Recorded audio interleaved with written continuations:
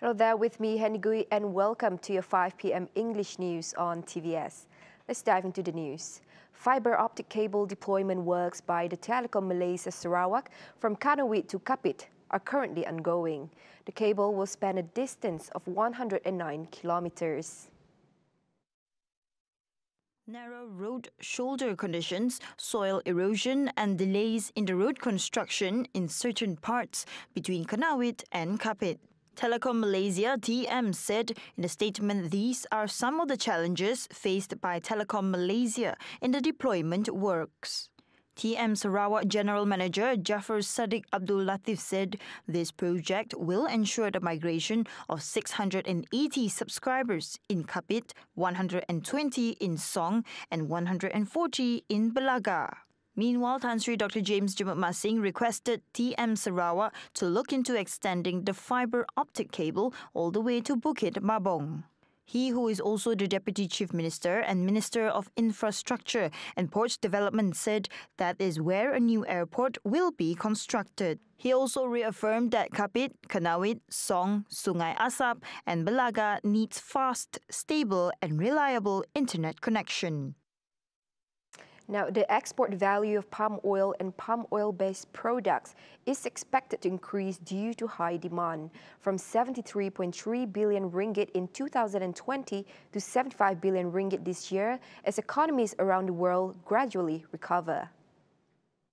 The price of crude palm oil, or CPO, has recently risen by more than 4,000 ringgit per ton, the highest in 25 years. The Ministry of Plantation Industries and Commodities said the implementation of economic recovery initiatives and the recent launched national vaccination program will further enhance the industry. Its Minister, Dr. Muhammad Khairuddin Ahmad Razali, said in 2020 the country's agri-commodities sector recorded a positive trade value of 191.7 billion ringgit. It shows an increase of 14.1% compared to 168.1 billion ringgit in 2019. Malaysia's High Court has allowed a challenge brought by two human rights groups against a government's plan to deport 1,200 Myanmar nationals back to the country last month. The Malaysian government last month deported 1,086 people it claimed were illegal immigrants on 3 Myanmar Navy ships. It did so just hours after an interim court order banning the group's removal, pending a legal bid by Amnesty International and Asylum Access to hold the plan amid fears there were asylum seekers and children among the group. The ruling by the Kuala Lumpur High Court on Tuesday paves the way for a full hearing on the deportations and extends a stay barring the removal of another 114 Myanmar nationals until the end of judicial review. The progression of the legal case is unlikely to bring back those who have already been deported, but could allow similar challenges against future removals.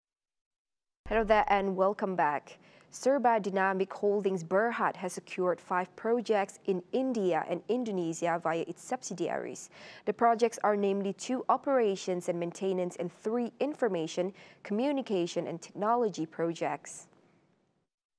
The global integrated engineering services provider in the statement said the contracts worth 408.8 million ringgit were secured by its wholly owned units, namely the SDIT International Limited and Serba Dynamics Sdn Berhad, as well as its 75% owned subsidiary PT Serba Dynamic Indonesia and its 49% owned associate Serba 2C India Limited.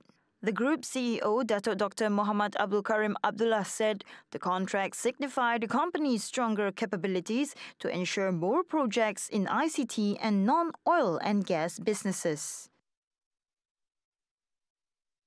Now, Top Glove Corporation Berhad net profit surged by more than 24 times its usual profit, from 115.68 million ringgit in the year 2020 to 2.87 billion ringgit in the second quarter financial year ending on February 28, 2021.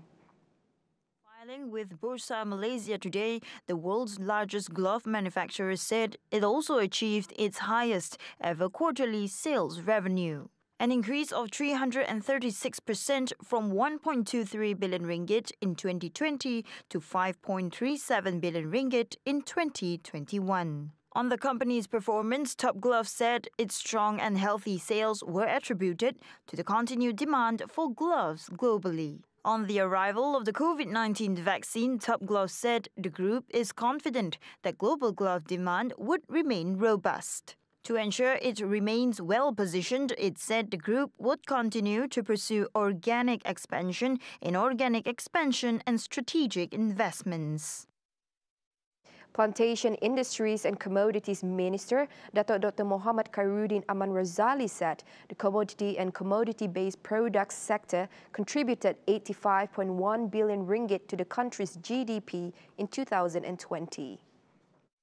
Of the amount, 48.3 billion ringgit was contributed by the palm oil sector. Bagi memastikan prestasi sektor komoditi negara kekal mampan, modal insan di pengetahuan dan berkemahiran amat diperlukan. Faktor ini adalah penting agar produktiviti sektor komoditi dapat dipertingkatkan bagi menjana pendapatan negara. In 2020, the national agri-commodity sector records positive trade value of 191.7 billion ringgit, which is an increase of 14.1% compared to 168.1 billion ringgit in 2019. Of the amount, the exports were worth 150.5 billion ringgit, while imports were 41.2 billion ringgit. Meanwhile, several commodity sectors such as palm oil, rubber, timber, canaf, cocoa and pepper offer more than 60,000 job vacancies. Muhammad Khairuddin called on locals, especially job seekers, to seize the opportunity to get suitable jobs through the Agri-Commodity Career Carnival 2021. Dalam hal ini, Kementerian akan terus bekerjasama dengan pihak perkeso untuk membantu pihak industri mendapatkan tenaga kerja yang diperlukan dengan mengutamakan pekerja tempatan dan pekerja dari kalangan orang asli. Realizing the lack of local workforce entering the plantation sector, KPPK through the Institute of Malaysian Plantation and Commodities also focused on developing and strengthening the human capital development, especially to increase the number of skilled and competent employees. Germany has registered the first case of the Nigerian coronavirus variant. Besides Nigeria, cases of the new coronavirus strain have already been found in several European countries, including Slovenia, Italy, Denmark, the United Kingdom, the United States, and Canada. The strain was first discovered in December 2020. According to the genetic diagnostics and rare disease company Centrogene, the new variant was detected in a sample taken at the coronavirus testing center at the Berlin-Brandenburg airport. It was found that the infected individual was from the eastern German state of Saxony. The Nigerian strain is similar to the UK coronavirus variant, also known as B117, and at the same time it also has links to the South African and Brazilian strains. Centrogene has been studying samples taken at COVID-19 testing centers since the start of this year to detect new coronavirus mutations. And that concludes the 5 p.m. English news on TVS. As always, don't forget to tune in for the Nightline at 11:30 p.m. with Cheryl Shaminato. With that, I'm Henny Gui. Have a pleasant day.